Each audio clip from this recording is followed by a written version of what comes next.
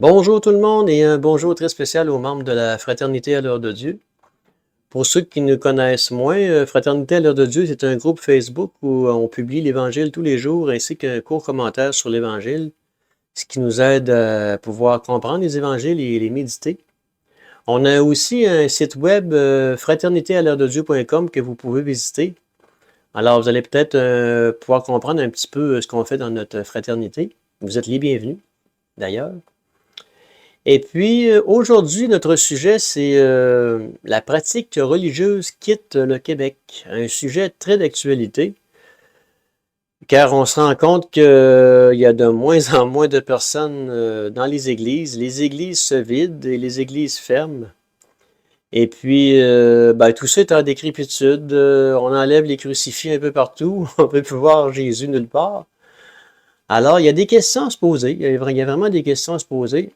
Et puis, je voulais un petit peu réfléchir avec vous aujourd'hui là-dessus. C'est une toute petite capsule, alors c'est pas quelque chose d'exhaustif. Alors, permettez-moi de lire mes notes pour ne pas vous dire n'importe quoi.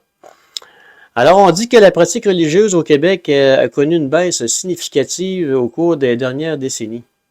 Selon une étude de Statistique Canada, seulement 14% des Québécois participent à une activité religieuse au moins une fois par mois, contre 21 à 32% dans d'autres provinces. Alors, on est un petit peu plus religieux dans d'autres provinces. Pas beaucoup, mais quand même. On dit que le Québec reste cependant où il y a le plus de gens qui déclarent avoir une affiliation religieuse. C'est pas pareil. 70% des Québécois entre 20 et 40 ans. C'est assez jeune quand même.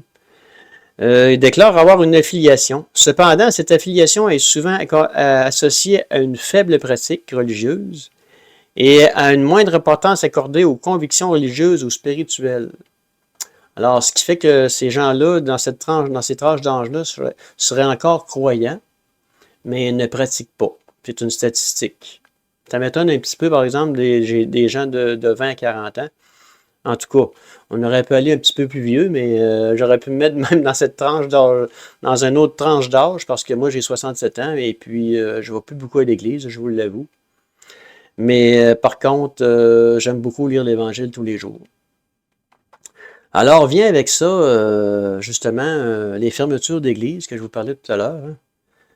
J'ai quelques statistiques là-dessus. Depuis l'an 2000, on dit que plus de 280 églises au Québec ont été fermées ou démolies.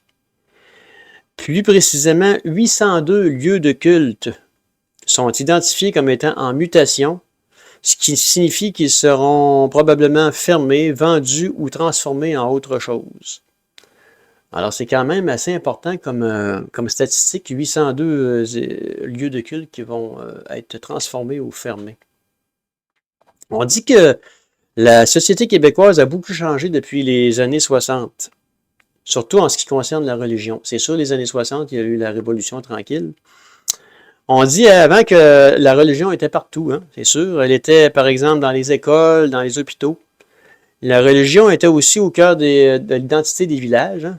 Les Saint-Bernard, les Saint-Ci, les Saint-Ça. Beaucoup de villages portent des noms de saints. Mais à partir des années 1960, le Québec a commencé à changer. La société s'est détournée de l'Église pour donner plus de place à un État laïque. La laïcité, ça veut dire être neutre par rapport à la religion. Un État laïque exclut la religion du pouvoir et ne devrait pas s'appuyer ou favoriser une religion en particulier. Alors, on s'est aperçu que la religion et la politique, ça ne fonctionne pas du tout. Alors, on peut se poser des questions. On peut se poser des questions, pourquoi les gens ne fréquentent plus l'Église? Pourquoi les gens ne vont plus à la messe? J'ai pas les réponses, bien sûr, mais j'ai des questions quand même. C'est sûr que la Révolution tranquille, il a fait pour beaucoup dans ça, hein. À la fin des années 60, les gens ont quitté l'Église parce qu'on s'est aperçu que c'était pas quelque chose qui nous rejoignait. Et puis, dans les années 70, vous avez eu le Flower Power, le Peace and Love, et puis le pot. Tout le monde tenu, on fait l'amour. Alors, on a passé d'un extrême à l'autre. On a vraiment passé d'un extrême à l'autre. Alors, moi, je me pose la question. Est-ce qu'on a est-ce qu'on a transmis la foi à nos jeunes? Hein? Est-ce qu'on a transmis la foi à nos jeunes générations, à nos enfants?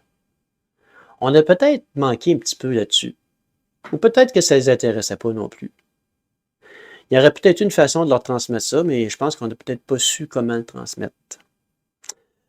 Je me pose aussi la question sur les célébrations à la messe. Est-ce que ça rejoint nos jeunes? Je suis pas sûr. Y aurait-il peut-être une autre façon d'annoncer l'Évangile, d'annoncer la parole de Dieu, une façon plus près de nous, plus près du quotidien? C'est une question que je me pose. J'ai pas la réponse, malheureusement. J'aimerais bien ça l'avoir. Si je l'avais, je le ferais. Mais j'ai pas la question. J'ai pas la réponse. Alors, c'est des questions que je me posais. Y a-t-il des façons différentes? Y aurait-il des façons différentes? Est-ce que l'Église a manqué le bateau? Peut-être un petit peu. Moi, à un moment donné, il y avait les messes à gogo que j'aimais beaucoup. J'étais jeune et puis j'aimais beaucoup ça, les messes à gogo. La musique venait me rejoindre beaucoup. Malheureusement, on a abandonné ce genre de messe-là. Et puis, ben moi, j'ai trouvé que c'était... En tout cas, j'aurais trouvé que c'était quelque chose qui était plus intéressant, qui était plus moderne.